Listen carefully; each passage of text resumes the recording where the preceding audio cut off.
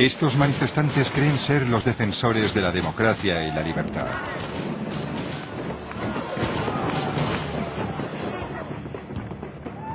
Durante la última década, millones de personas se han unido al movimiento antiglobalización para evitar la propagación del capitalismo global. Todos queremos un mundo mejor, libre de la pobreza y las injusticias, pero con buenas intenciones el mundo no será un lugar mejor. En este documental pretendo explicar por qué creo que el movimiento antiglobalización es ignorante y está peligrosamente equivocado.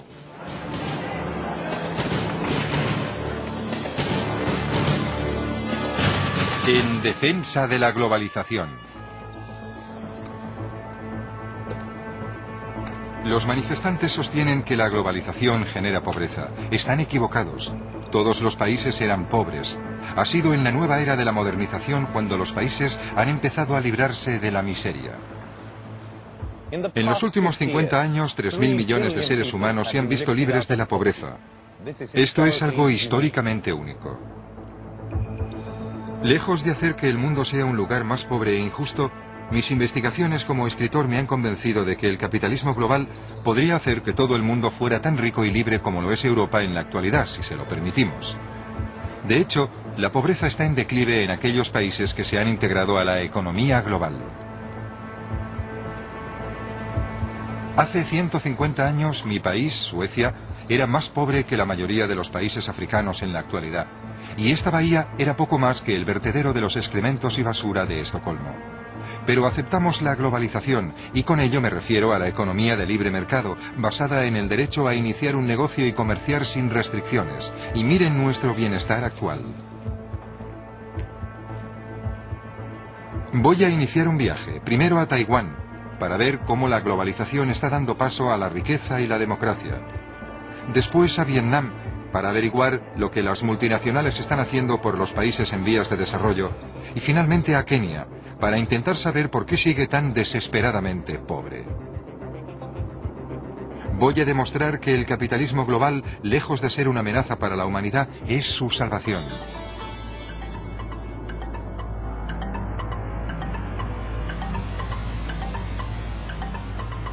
Taipei, la capital de Taiwán.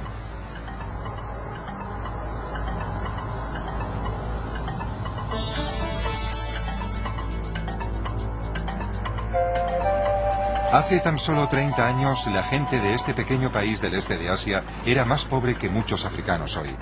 La malnutrición estaba ampliamente extendida y carecía de recursos naturales. En la actualidad su pueblo es tan rico como el español.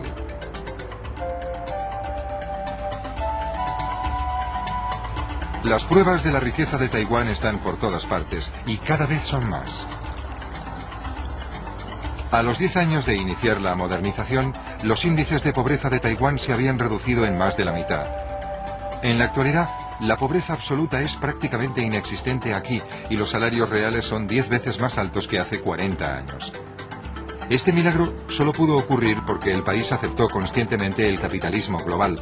Pero antes de que un país pueda hacerlo, debe practicar el capitalismo en casa, y el primer paso para ello es la reforma agraria. Si la gente no es dueña de sus tierras, no tiene ningún incentivo para hacerlas más rentables. En la década de los 50, el gobierno taiwanés empezó a comprar tierras a la antigua élite para dársela al pueblo. La productividad se incrementó rápidamente y Taiwán dispuso de provisiones de alimentos, liberando mano de obra para la industria. En otro tiempo esto era una granja rodeada de arrozales. Es donde vivía el señor Wang y sigue viniendo para jugar al mahjong con sus amigos. El señor Wang es un claro ejemplo de cómo Taiwán se benefició de la reforma agraria. Sus padres eran granjeros pobres hasta que en 1968 el gobierno les dio las tierras. Una vez fueron suyas, el padre del señor Wang consideró que valía la pena construir una pequeña fábrica. En la actualidad el señor Wang es millonario. Convirtió la pequeña fábrica de su padre en una gran fábrica, en la que fabricaba esos juguetes baratos por los que Taiwán fue conocido en los 60. Su viaje desde sus orígenes rurales hasta el bienestar industrial refleja cómo se ha desarrollado Taiwán.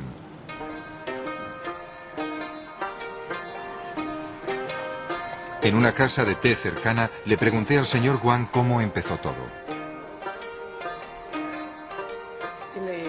con juguetes como las muñecas Barbie, bloques de construcción para niños, artículos de deportes como monopatines, tijeras de acero inoxidable y plástico.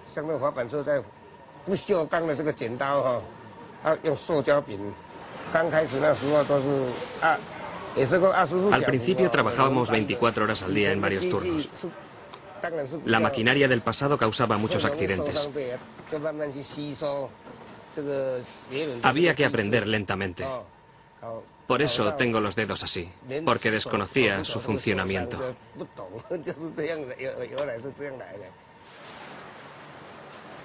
En estas primeras fábricas se explotaba al obrero, pero en esos tiempos todo lo que Taiwán podía ofrecer era mano de obra barata y muchas horas de trabajo.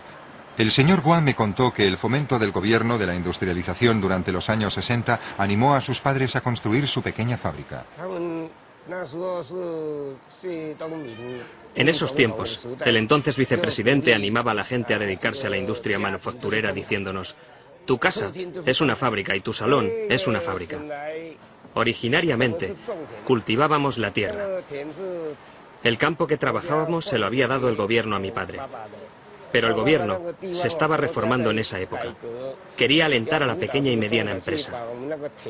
El gobierno decidió a qué tierra se daría un uso industrial, lo que significaba que allí se podía construir una fábrica.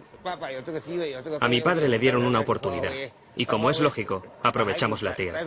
Y ahora, nuestros hijos, que ya son mayores, y hacen lo mismo.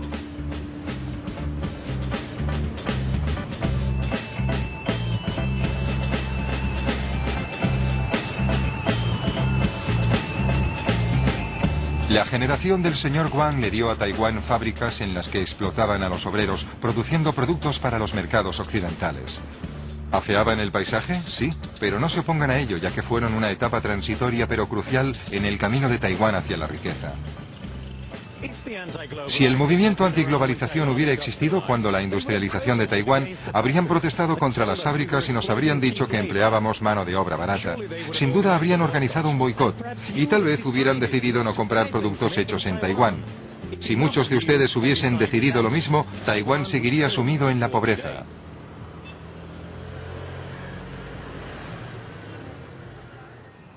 A medida que el señor Guan y su generación fueron triunfando, aparecieron más y más fábricas, lo que significaba un incremento en la demanda de mano de obra. Una vez la industrialización ya era un hecho, la competencia por la mano de obra provocó un aumento en los salarios, por lo que solo podían sobrevivir las empresas más competitivas.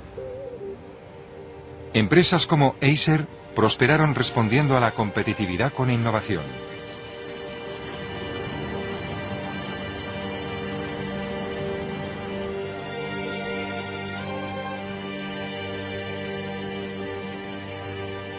Stan Shi, director general ejecutivo de Acer, es conocido por haber inventado la primera calculadora de sobremesa de Taiwán y el primer bolígrafo reloj del mundo.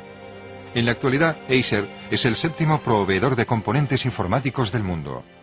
Esta es la primera máquina que exportamos al mercado internacional hacia 1981.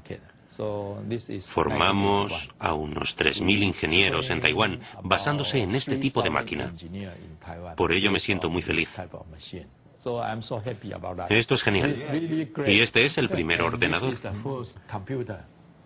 A finales del 83 lanzamos uno de los primeros ordenadores compatibles de la región. ¿Y a dónde lo exportaban? A casi todo el mundo.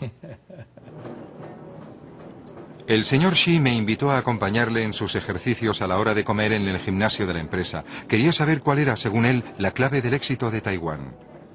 ¿Era más fácil iniciar un negocio en Taiwán que en otros países? Sí, creo que sí. A la gente le gusta tener su propio negocio. En la ciudad se cuenta un chiste. De cada 6 personas que vea en la calle, una de ellas es presidente. Si una de cada 6 personas que ves en la calle es propietaria de una empresa, ¿se debe a que hay menos burocracia o restricciones que en otros países? Creo que sí. Las normas gubernamentales son razonables y mucha gente inicia un negocio sin conocerlas todas. Una economía no regulada proporciona las circunstancias ideales en las que Acer continúa prosperando e innovando, mejorando constantemente el nivel de vida de la gente. ¿Qué productos del futuro producirán? Hoy reconocemos que disponemos de una gran tecnología, pero hay que encontrar la forma de que tenga más aplicaciones, de tal manera que pueda llegar a un mayor número de gente. Creo que esta es nuestra misión. Y conseguir que la informática sea como oxígeno. No lo notas, pero es importante para la vida cotidiana. Por todo Taiwán, las familias reflejan el progreso del país. Los abuelos eran granjeros rurales, los padres obreros de fábricas y la generación actual bien pagados ingenieros informáticos y hombres de negocios. Fuji Chang es informático en la capital y le encantan los coches caros. Pero como muchos hombres de su generación, sus raíces están muy lejos de la ciudad. Juntos fuimos a Taichung, la ciudad en la que pasó su infancia. Mi padre trabajaba en una fábrica. Trabajaba mucho más que nosotros y todos los días estaba agotado. Sudaba mientras trabajaba y siempre estaba muy cansado. Esto se debe a que nuestros niveles educativos son distintos. Mi hermano y yo fuimos a la universidad y yo tengo un máster. Nuestro trabajo se desarrolla principalmente en un despacho. Son muy distintos, ya que uno es un trabajo manual y el otro intelectual. Antes éramos muy pobres y ahora somos de clase media y vivimos holgadamente. La mayoría de los hombres de mi generación trabajan en la industria de la alta tecnología. Esto refleja el cambio de Taiwán en los últimos 20 y 30 años. La madre de Fuji sigue trabajando en una fábrica. Pero para su generación fue un paso adelante desde la granja y significaba que los padres podían educar a sus hijos. Una mayor prosperidad también implica un aumento en los beneficios de dicha educación. Mis padres eran agricultores. De joven yo quería estudiar, pero cuando terminé la escuela primaria, mis padres me dijeron que yo era la mayor, por lo que tenía que ganar dinero para la familia. Solía hacer zapatos. Tenía que ganar dinero porque tenía 2 hijos. Fuji y su hermano pequeño tenían que recibir una buena educación. Soy muy feliz con lo que ha conseguido hasta ahora. Es un buen hombre, siempre luchando para mejorar. Es muy bueno conmigo. ¿Cómo podría decirlo? Bien, recientemente se casó y fui a la ciudad de Taipei. Su director general y su adjunto me dijeron que mi hijo era brillante. Sus palabras me hicieron tan feliz que me eché a llorar.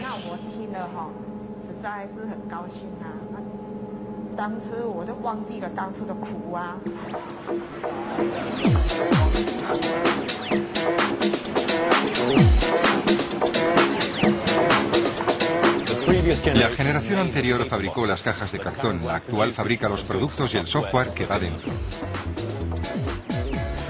En contraste con los países africanos que intentan ser autosuficientes y producir ellos mismos todo lo que necesitan, Taiwán se ha especializado en los sectores en los que pueden ser superiores e importar el resto. Debido a que estaban constantemente expuestos a la competencia extranjera, las empresas tenían que ser más productivas e innovadoras para sobrevivir y desarrollarse.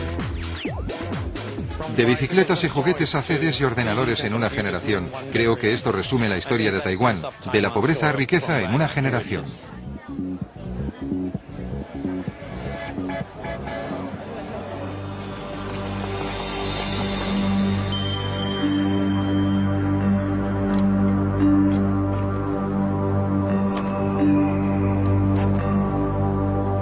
La globalización proporciona riqueza a un país y esa riqueza propicia la aparición de la clase media interesada en la libertad económica y la democracia. Yo creo que la democracia es otro efecto colateral de la globalización. En la actualidad, Taiwán es una democracia, como Gran Bretaña. Solo hace 40 años, Taiwán era una dictadura bajo el puño de hierro de Chiang Kai-shek. Visité su monumento acompañado de John Wang, redactor de una revista dedicada al mundo de los negocios y activista político que participó aquí mismo en las manifestaciones a favor de la democracia. Después de la muerte del presidente Chiang Kai-shek en 1965, creo que Taiwán inició su transformación. En el pasado, en los 60 y los 70, Taiwán dependía en gran manera de la industria basada en la mano de obra barata, pero en los 80 empezamos a fabricar componentes informáticos, neveras, aparatos de aire acondicionado, televisores, productos con un mayor valor añadido. La idea de la clase media empezó a hacerse realidad en los 80. Junto con los movimientos políticos, la clase media quería gozar de mayor libertad, tanto en el campo de la política como en el de la economía. ¿Diría que la globalización y el desarrollo económico ha jugado un papel decisivo en la transición a la democracia? Sí, por supuesto. La globalización y el crecimiento económico que se deriva de ella son las rocas sobre las que se asienta la democracia. No es casualidad que los países más ricos del mundo, como Estados Unidos y las naciones europeas, sean las democracias más estables.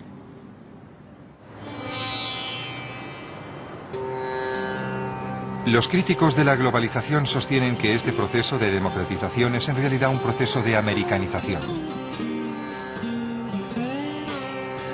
Si la gente de otras culturas quiere beber café en Starbucks o comer en McDonald's, ¿por qué no puede hacerlo? Con demasiada frecuencia queremos que las culturas se mantengan congeladas e intactas para poder tratar a sus países como museos exóticos que visitamos por placer.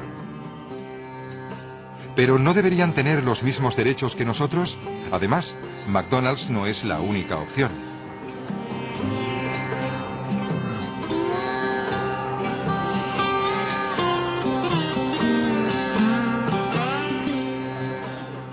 Taiwán se enriqueció recompensando a aquellos que tenían las mejores ideas y tecnologías de cualquier parte del mundo. Y sigue haciéndolo. Miren este local, Cha for Tea.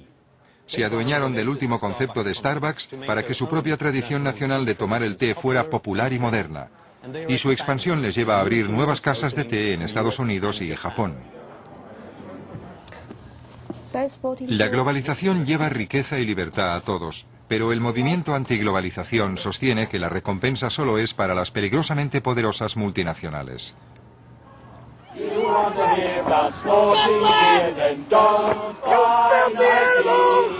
Nike always wants to take all the profits it can make. Shame Nike's ripping off their workers. Shame Nike's ripping off their workers. Una empresa como Nike es con frecuencia tachada de enemiga de la libertad y la democracia, pero de hecho es un importante contribuyente a la riqueza y la libertad.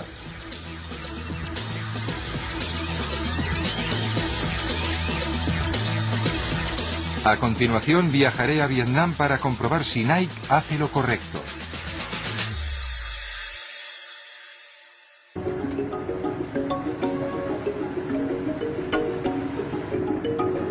Vietnam, hasta hace poco una de las naciones más pobres del mundo. La gran mayoría de su población aún sigue viviendo de la tierra. Pero eso está cambiando, y está cambiando porque el país está lleno de esas fábricas en las que se explota al obrero que el movimiento antiglobalización tan dispuesto está a boicotear. Llegamos a la capital, la ciudad Ho Chi Minh, antes Saigón, y vamos a visitar la fábrica que es el buque insignia de una de estas multinacionales.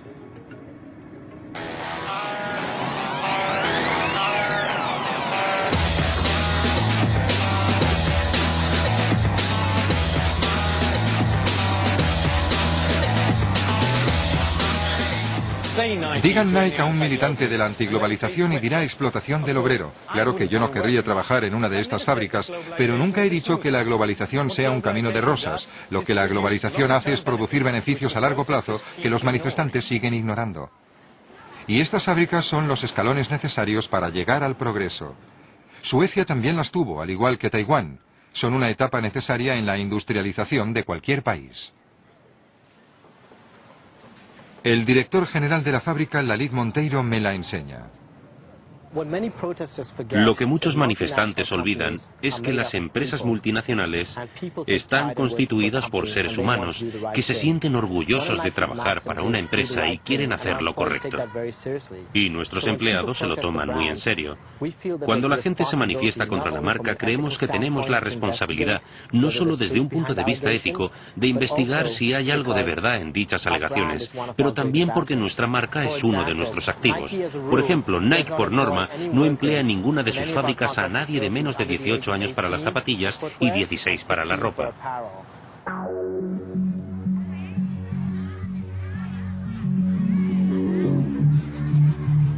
Vietnam prohibió el trabajo de los niños en 1988, pero la economía seguía siendo débil y los padres dependían del trabajo de sus hijos para sobrevivir.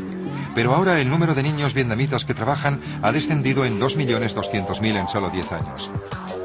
Ahora la gente puede permitirse darles una educación y hay más niños vietnamitas estudiando que nunca. La idea de que las multinacionales contratan hordas de niños para esclavizarlos en sus fábricas es un mito de otra época. No hay ningún incentivo para que una empresa extranjera contrate a niños. En primer lugar, no sería correcto, y en segundo lugar, si se encuentra un obrero con identificación falsa en una fábrica, exigimos a la fábrica que le pague al niño los estudios sin dejar de abonarle su sueldo. La media de edad de los obreros de las fábricas de las empresas subcontratadas es de unos 24 o 25 años. Supongo que trabajarán aquí por unos salarios muy bajos. ¿No es esa una forma de explotar una mano de obra barata en un país pobre, como dirían muchos de los críticos? El salario medio es de unos 45 euros al mes, comparado con el salario mínimo de 14 o 15 euros al mes en una empresa estatal. Además, si se compara con el sueldo de un médico o un maestro, no son tan bajos. Muchos de estos obreros proceden de una economía basada en la agricultura y tienen la oportunidad de, en vez de trabajar de 10 a 14 horas al día en el campo, trabajar en un ambiente limpio, seguro, que les paga regularmente, en el que disfrutan de comida gratis o subvencionada y donde se invierte para el futuro en formación y educación.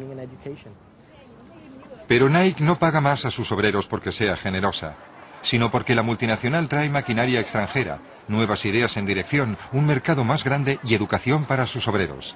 Estos activos son los que hacen que una multinacional sea tan productiva, con lo que puede pagar unos salarios más altos.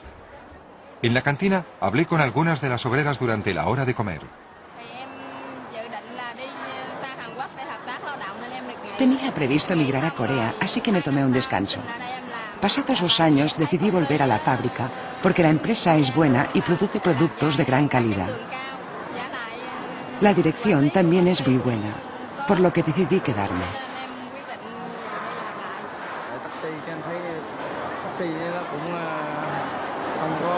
Yo era taxista, pero pasado un tiempo no ganaba mucho.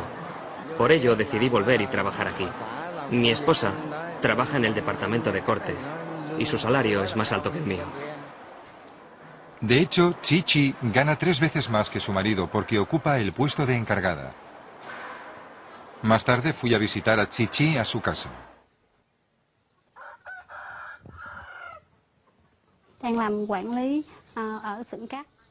Soy la encargada del departamento de corte. Mi trabajo consiste en supervisar el corte para que se satisfagan los altos niveles de calidad en la fabricación de zapatillas. Y controlo a las obreras, asegurándome que lleguen a la hora. Mi vida ha cambiado porque ya no trabajo en la granja. Desde que entré en la empresa, mi vida es mucho mejor. Antes, en la granja, lo máximo que podía ganar al mes era $500,000 dong, unos 32 euros.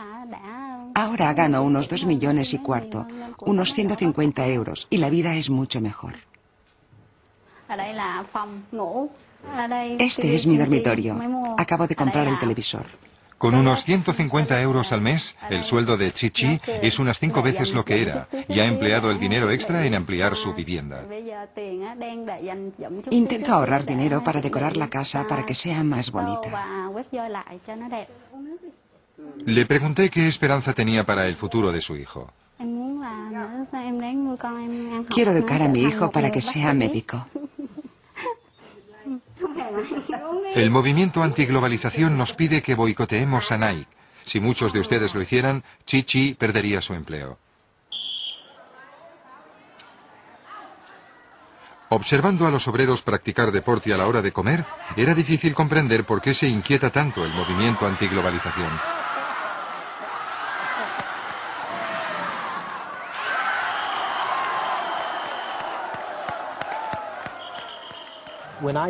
Cuando me reúno con la comunidad local siempre me hacen dos preguntas. Una es, ¿cuándo van a abrir nuevas fábricas para así tener más puestos de trabajo?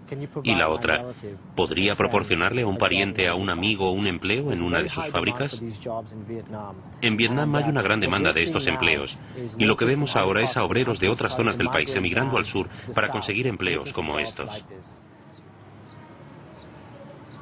Yo no era el único que estaba visitando la fábrica. Mientras yo hablaba con Lalit, el señor Kiet, propietario de una pequeña fábrica local, también la visitaba.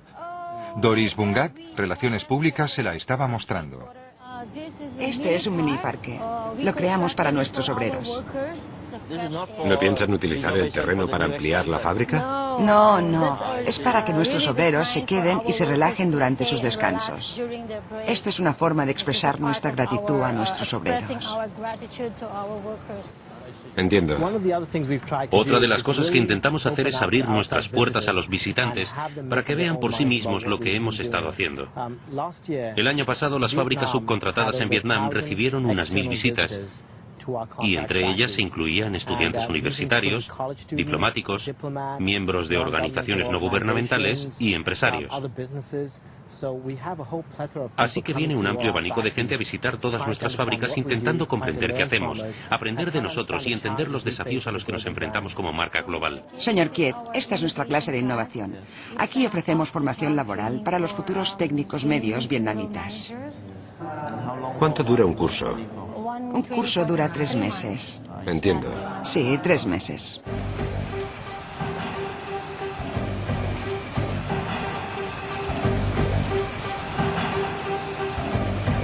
Más tarde fui a ver al señor Kiet. Su fábrica también produce zapatos para exportar y sentía curiosidad por saber qué opinión tenía de su visita a Nike. Antes de visitar una fábrica extranjera, especialmente Nike, me hacía una pregunta. ¿Por qué las fábricas extranjeras trabajan bien y pueden ofrecer mucho más? Bien, son mejores, pero ¿por qué son mejores que nosotros? Después de visitar Nike, sé la respuesta. La dirección de las fábricas Nike sabe cómo hacer feliz al obrero. Y creo que la productividad no solo se debe a la maquinaria, sino también a la satisfacción del obrero. En mi futura fábrica sé que me he de concentrar en las condiciones laborales. Como ve, construiré en este terreno. El señor Kiet ya ha empezado la construcción de una nueva fábrica. La competencia por la mano de obra que mejora los salarios y las condiciones laborales ya ha empezado en Vietnam. Las fábricas locales no quiebran cuando llega una multinacional, como teme el movimiento antiglobalización. Mejoran y crecen, estimulando con ello la economía.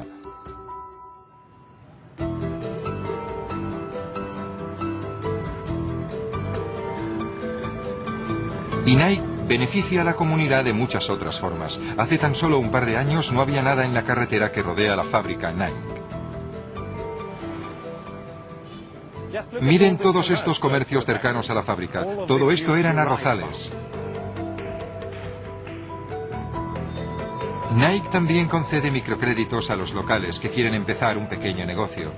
Fui a ver a Tiyen y a su madre, Chi-Han. Con la ayuda de Nike han abierto un negocio de fabricación de papel de arroz. Les va muy bien. Es posible que debido a los manifestantes, Nike vaya con mayor cuidado que la mayoría de las multinacionales. Pero por regla general, las multinacionales estadounidenses pagan 8 veces más que el salario medio de los países menos desarrollados. Algunos críticos pueden decir, sí, bien, tal vez la presencia de Nike y las inversiones extranjeras puedan crear desarrollo económico a corto plazo. Pero los salarios se incrementarán y llegará el punto en que se irán a otros países con salarios bajos, como China. ¿Y qué ocurrirá entonces en Vietnam? Yo les diría a los críticos un par de cosas. La primera, que Nike lleva más de 20 años en países como Tailandia e Indonesia. Los salarios en esos países, en Tailandia por ejemplo, son el doble que en Vietnam. Lo que ocurre es que con el tiempo, la productividad se va incrementando. Y resulta que los obreros producen más a medida que suben los salarios. Esperamos que lo mismo ocurra en Vietnam, que los salarios suban, pero también seguir aquí mucho tiempo. Lo cierto es que si Nike se trasladara de país debido a los incrementos salariales, eso sería bueno para Vietnam, porque Nike habría jugado su papel en el desarrollo de la economía vietnamita.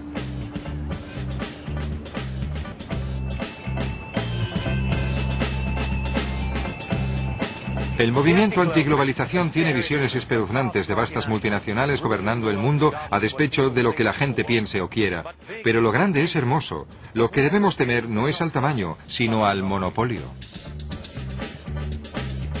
Lo que ocurre en la era de la globalización es que las multinacionales tienen menos poder porque el libre comercio significa que no pueden actuar en connivencia con el gobierno, deben exponerse a la competencia. En la actualidad, los consumidores controlan a las corporaciones.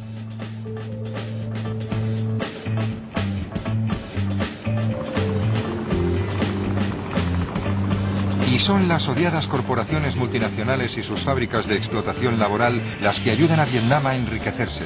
En solo 15 años, la economía vietnamita se ha duplicado y el número de gente que vive en absoluta pobreza es de la mitad.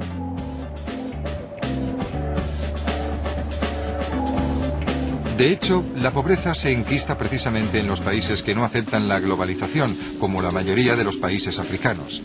A continuación, iré a Kenia para mostrarles la razón. Kenia, en el este de África. Hace tan solo 50 años, Taiwán era tan pobre como Kenia, pero ahora los taiwaneses son 20 veces más ricos, mientras que 1 de cada 3 personas de aquí lo hace en la más absoluta pobreza. La gente aquí es pobre porque Kenia cerró sus puertas a la globalización. Más de la mitad de la población de Kenia trabaja en el campo. La mayoría de los granjeros siguen siendo pobres porque el gobierno keniano nunca les ha dado los derechos de propiedad. Mientras en Taiwán darles tierra a los agricultores fue el primer paso en el camino a la industrialización y el crecimiento, aquí los granjeros como Simon Wangwaki ni siquiera pueden soñar con expansionarse. Simon ni siquiera puede construir en sus tierras y además sería inútil efectuar la inversión ya que al no ser el propietario no podría recoger los beneficios. Esta tierra sigue siendo del gobierno. Yo la cultivo durante un corto periodo de tiempo. A pesar de que la cultives tú, sigue siendo del gobierno. Así que seguimos igual. Luchamos para sobrevivir hoy y mañana. ¿Nunca tendrá los derechos de propiedad? Nunca consigues los derechos de propiedad, nunca. ¿Cómo cree que cambiaría la agricultura en Kenia si todos tuvieran derechos de propiedad? Si nos permitieran hacerlo, Kenia sería un país muy próspero. Pero Kenia no es un país próspero, obstaculizado por la propia burocracia y por las restricciones a las exportaciones. Kibera es un suburbio de chabolas pegado a la capital, Nairobi.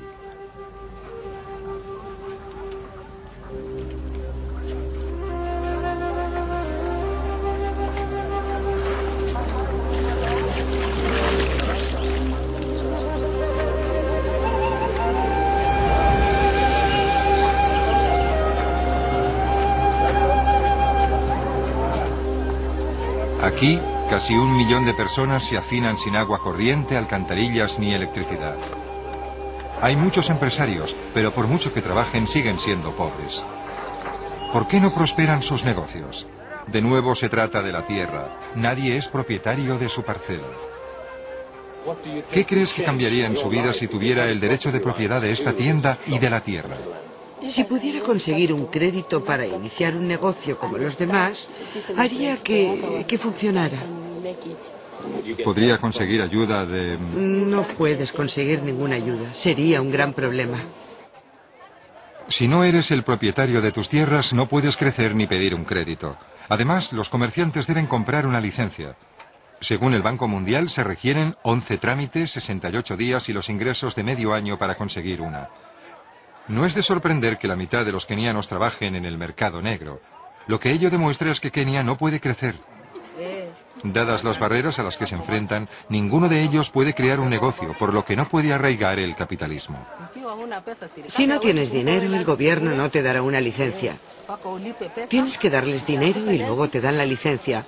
Pero ese dinero lo necesitas para construir un techo sobre tu cabeza y otras cosas. Todo depende del dinero. Si yo tuviera una licencia, podría construir, comprar cajas. ¿Ve este polvo? Si pudiera comprar cajas, vendería samosas hasta la noche. No se puede conseguir dinero para un negocio como este si no tienes medios. Es difícil comprar máquinas como esta si no tienes dinero.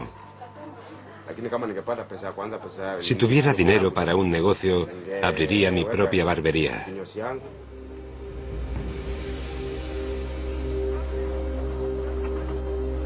¿El problema es la falta de acceso a agua potable? No. ¿Es el hambre? No. ¿Lo es la pereza? Por supuesto que no.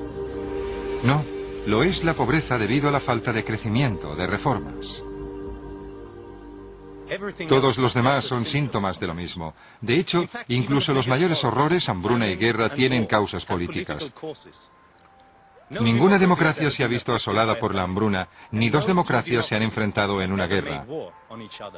África se ha visto sometida al socialismo, las leyes de las bandas y el proteccionismo. África no ha sido globalizada, ha sido marginada.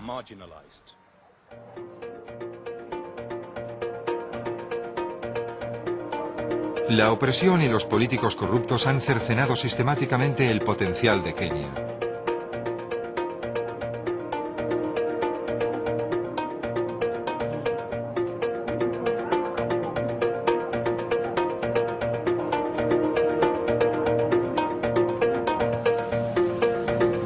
Pero hay señales de cambio. En diciembre de 2002 fue elegido un nuevo presidente, librándose del corrupto régimen del presidente Daniel Arap Moi. El nuevo gobierno ha creado nuevas esperanzas y el sentir del país es boyante. June Aruña, de 21 años y estudiante de económicas, se muestra apasionada e idealista sobre el potencial de crecimiento de su país. La Kenia que me gustaría ver es una en la que las ideas de la gente pudieran ser una realidad, en la que las ideas tuvieran la oportunidad de competir, para no desperdiciar todo nuestro talento. Una Kenia en la que todo el mundo pudiera tener acceso a las ideas extranjeras, que estuvieran presentes aquí. Una Kenia en la que si eres Bill Gates y creas Windows, puedes llegar a ser multimillonario.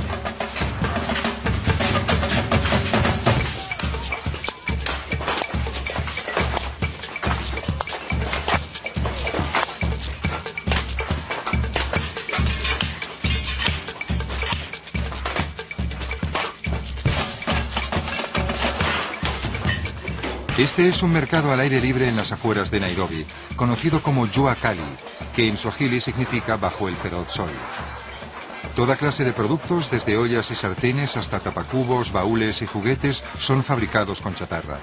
Es evidente que la gente tiene tanto talento, está tan motivada y es tan trabajadora como los taiwaneses o los vietnamitas. Pero, ¿qué multinacional querría montar un negocio y contratar a esta gente en un ambiente empresarial tan hostil? Estos negocios están condenados a seguir siendo ilegales y a pequeña escala. Por ahora, el sueño de June de Kenia sigue siendo una utopía.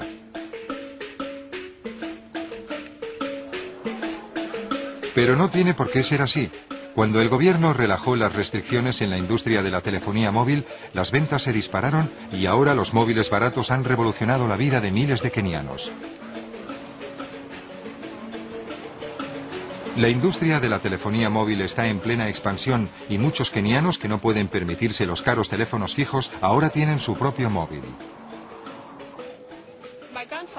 Solo podíamos ir a visitar a mi abuelo una vez al año, porque vive muy lejos. Mi madre tenía que ahorrar todo el año para poder llevar a toda la familia a verle. Y está muy enfermo. Pero con la llegada del móvil pudo comprar uno muy barato, dárselo y ahora podemos llamarle cuando queremos.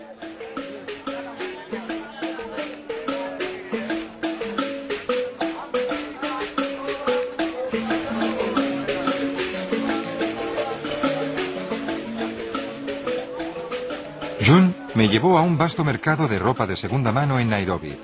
Aquí se vende ropa barata importada del extranjero. Al igual que la industria de la telefonía móvil, su contacto con el mundo globalizado lo ha convertido en un gran éxito. De la noche a la mañana no podíamos distinguir en la calle a un rico de un pobre, cuando antes era tan evidente. Cuando yo era pequeña, la gente tenía solo 4 conjuntos. El mejor para los domingos, se lo ponían para ir a la iglesia, el uniforme del colegio y otros 2 que llevaban en casa. Pero con la llegada de esta ropa puedo cambiarme tantas veces como quiera y comprarla del color que quiera. Stephen es un ejemplo de tendero que se beneficia de este nuevo mercado. El negocio de la ropa de segunda mano ha sido de gran ayuda para mí. De no haber sido por este negocio no tendría forma de ganar dinero porque no tengo ninguna educación. Gracias a él, mi mujer, mis 4 hijos y yo gozamos de una buena vida. Hemos podido construir una buena casa y ahora tengo una vida que me satisface. De no ser por esto, posiblemente trabajaría de peón. Hace unos años el gobierno empezó a gravar la ropa y recientemente han subido dichos gravámenes. De nuevo, los impuestos a las importaciones están frenando la globalización y amenazando una de las pocas historias de éxito de Kenia. Dice que si se cerrara esta industria, está seguro de que muchos niños irían desnudos por la calle. También dice que conoce a muchas mujeres que tienen hasta 10 hijos y esta es la única ropa que pueden comprar.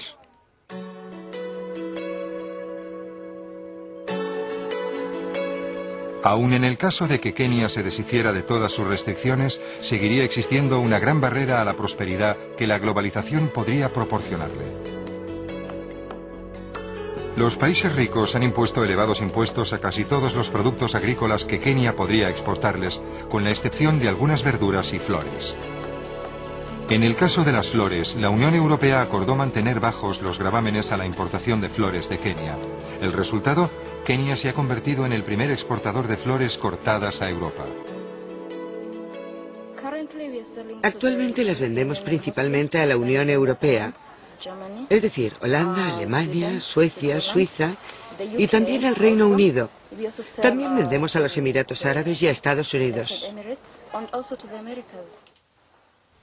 Jane es la directora de exportaciones. Le pregunté qué pasaría si la Unión Europea dejara de aplicar tarifas muy bajas a la industria de las flores. Significaría que los cultivadores desaparecerían. Sería un desastre para la industria, porque ahora los márgenes de beneficio son muy pequeños y esos márgenes los conseguimos gracias a los bajos gravámenes. Eso significaría que si se subieran los impuestos, los cultivadores tendrían que cerrar y el impacto social sería terrible. La Unión Europea redujo los impuestos sobre las flores. ¿Qué ocurriría si redujeran o abolieran los impuestos sobre los otros productos y permitieran su entrada en la Unión Europea? Eso le iría muy bien a la economía de Kenia. Pero a Kenia no le va bien a despecho de estas historias aisladas. Creo que ello se debe en parte a que lo que estamos haciendo en la actualidad es aún peor que no importar productos agrícolas de Kenia. La Unión Europea protege a sus agricultores con subsidios a sus productos para exportarlos a países como Kenia. ¿El resultado? Agricultores como Peter Mwangi, que antes vivían bien, en la actualidad están sufriendo. De hecho, en los últimos años, Peter ha tenido que dejar de cultivar grandes parcelas de sus tierras. Mucha gente en Europa cree que están ayudando a un país como Kenia cuando con los impuestos de sus ciudadanos se dan subsidios al trigo, etc., que llega a Kenia. ¿Qué les diría? No nos están ayudando, porque nos traen trigo cuando no lo necesitamos. Deberían traerlo cuando se lo pedimos, en épocas de sequía. Tal vez deberían llevarlo a países como Etiopía o Somalia, donde no cultivan trigo. Pero cuando lo necesitamos, entonces podrían traerlo.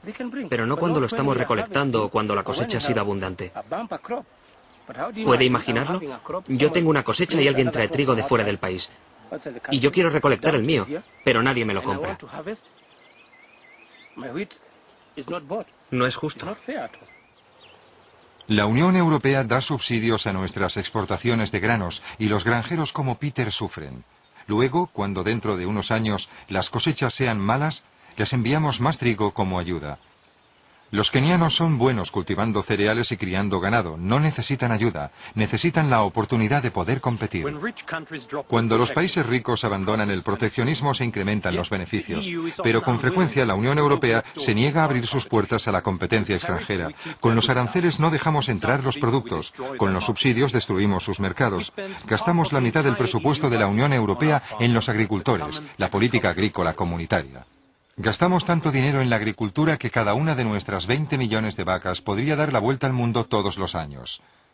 ¿Cómo pueden competir con eso los ganaderos kenianos?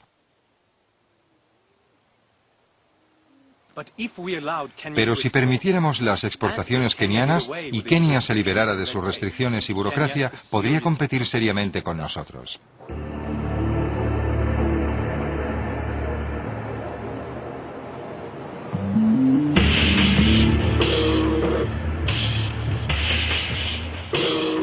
No es que en Occidente intentemos engañar a los países pobres con el capitalismo global. El problema es que no los dejamos participar de él.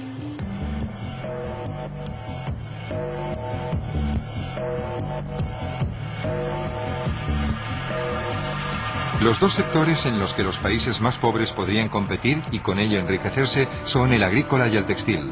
Pero estos son precisamente los sectores en los que los países ricos se niegan a comerciar libremente. La Unión Europea, por ejemplo, tiene 10.794 aranceles, cuotas y subsidios para proteger a nuestros agricultores y fabricantes. Imaginen la burocracia dedicada a ese papeleo.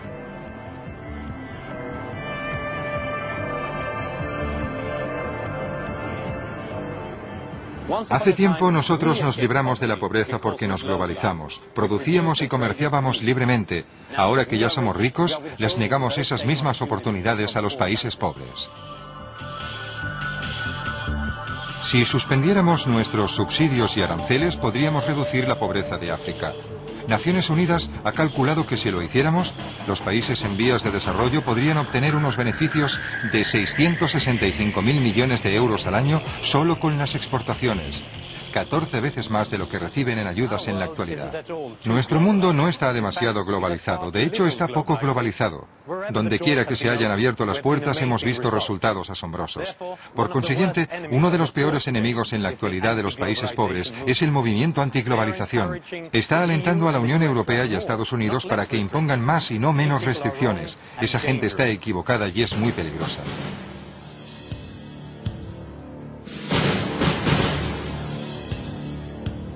En la actualidad, los países más ricos del mundo intentan llegar a un acuerdo para reducir el proteccionismo.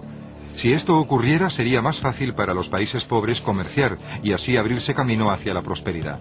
Pero el movimiento antiglobalización, por muy buenas que sean sus intenciones, ha dado a nuestros gobiernos una excusa para no seguir adelante con las reformas. Hoy, todos tenemos que tomar una decisión. ¿Exigimos a nuestros gobiernos que tomen medidas contra la globalización o nos manifestamos contra las barreras a la globalización que aún siguen existiendo? La pobreza del mundo no es inevitable.